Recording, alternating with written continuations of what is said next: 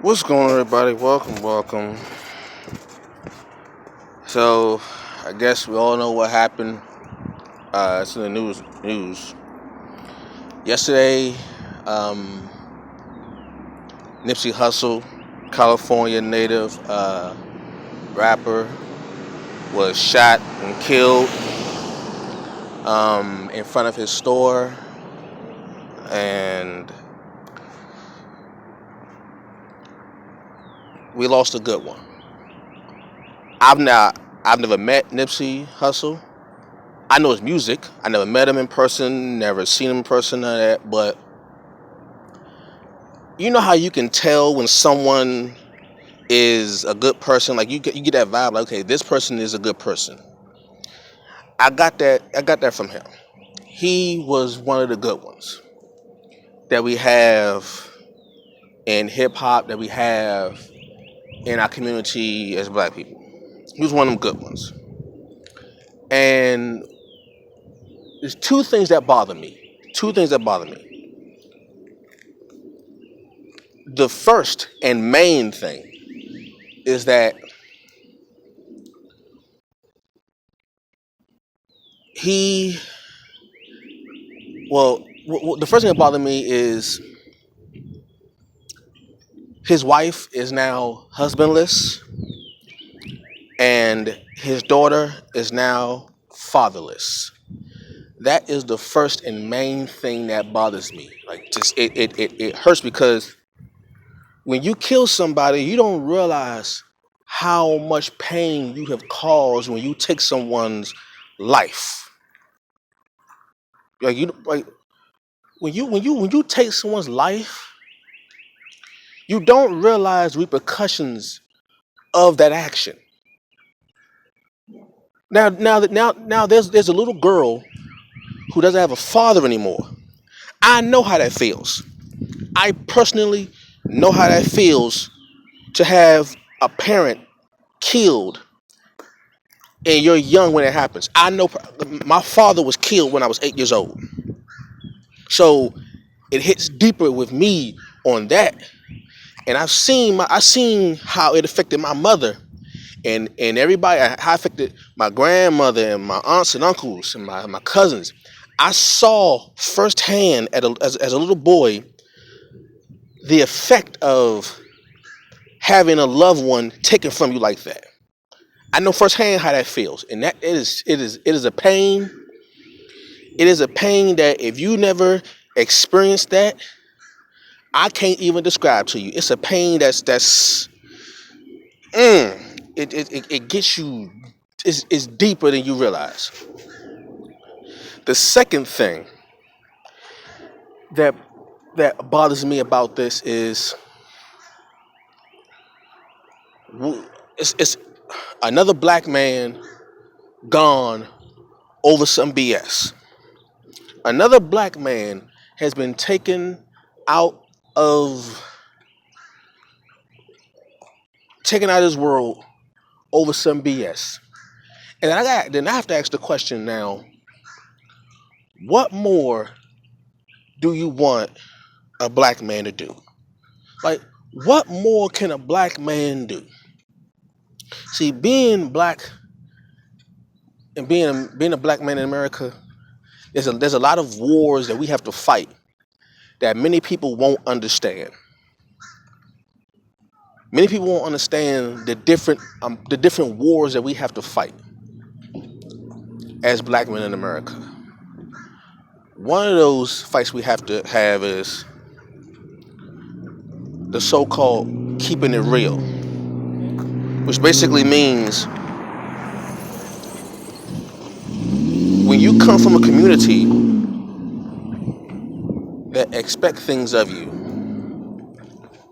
and if you come from an impoverished community, a harsh community where you live in a neighborhood where you don't know who's going to do you harm, you know, and if you part of the gang culture, which he was, you know, there are rules to that culture that, it's a lot to go with it. I don't speak on that. But when you come from a place that's impoverished, and you are one of the few that have that spark, that gift, and that drive to get out of that impoverished situation, and you do that, right? Then you have another fight where when you are amongst an impoverished group of people, you are seen as the savior for the entire group. In no other place or society you have where one person is responsible for saving millions. Most cultures don't do that. It's usually the group saves the individual, not the individual save the group. But when you live in that particular environment where you are basically the savior of the group, right? And you are one of those enlightened ones. You are, as Tupac says, the rose that grew from concrete. You are that rose that grew from the concrete, and you make it out. You make it out of the hood, and you are successful in your endeavors when you make it out of the hood. And your people want you to come back. Your people want you to come back and give back to the community. Share with the community. Basically, come back and save the community. Right? And if you don't come back and save the community, your own people will ridicule you, they will chastise you, they will degrade you, they will disrespect you, they will, talk bad about you, to ruin your reputation, insult you and your family. They don't care who they harm. They just will do all they can to make you feel like a piece of crap for leaving out of this bad neighborhood. To the point where they will even kill you. There are times where your own people will be your worst enemy and they will kill you for leaving out of the hood and never coming back. Right? So here we have someone makes it out of the hood and they make their money. They're rich, they're famous, all that stuff. They come back to the hood. And not only do they come back to the hood, but the same neighborhoods that produce this individual, he makes sure that they have what they need to better themselves. We have a term in the black community called buy back the block, which pretty much means all of these dilapidated buildings, these decrepit buildings that are around the projects can be used for something positive instead of something negative. Nipsey Hussle comes back to his own neighborhood. He literally buys back the block. He actually takes his money and he physically buys back the block.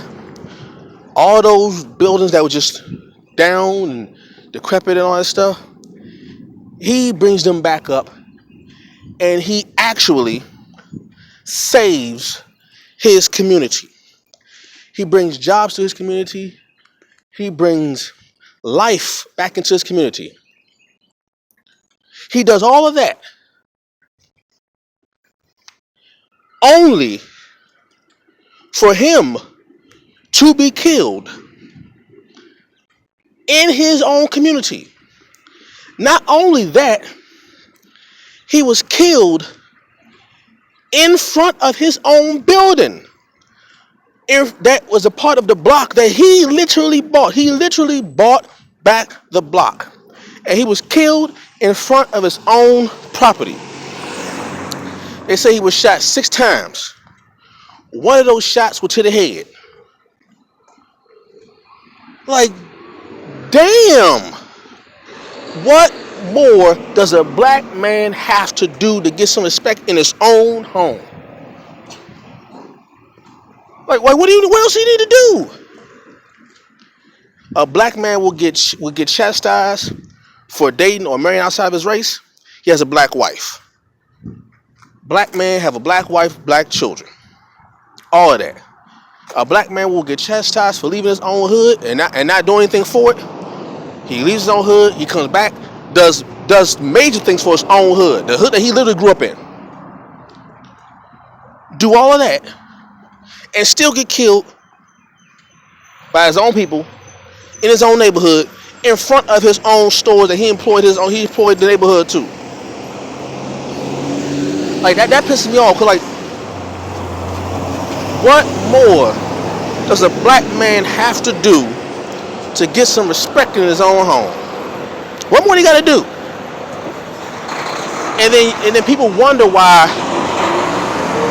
when black people make money that they don't come back to. If they come from an impoverished neighborhood and they make money and they get out, they don't ever come back. This is why black men and black women don't come back to the hood. This is why. Because when they do, you run a chance of this happening to you. So now, a wife loses her husband, a daughter loses her father, and the community loses his leader. So what's the community going to do now? Now that you actually killed your possible way out. He was the key. He was one of the keys that you had in the neighborhood to get out. And his own killed him. Now, I know there are speculations about other things, and I won't get into that out of respect for him and his family. I have my own personal thoughts on that I won't share here. But what I will share is, what more? What else do you want a black man to do? What else do you want him to do? What more can he do? What else you want? Huh? What else you want? You can't do no more. Like, he did everything step by step, by the book. Everything you want a black man to do in his own community, he did it. Line for line, word for word, step by step. Textbook, as they say. And he still died in his own community? Sad, man. Sad. All I can say is my condolences to his family. You know, rest in peace to him and his family. Damn, we gotta do better. Peace.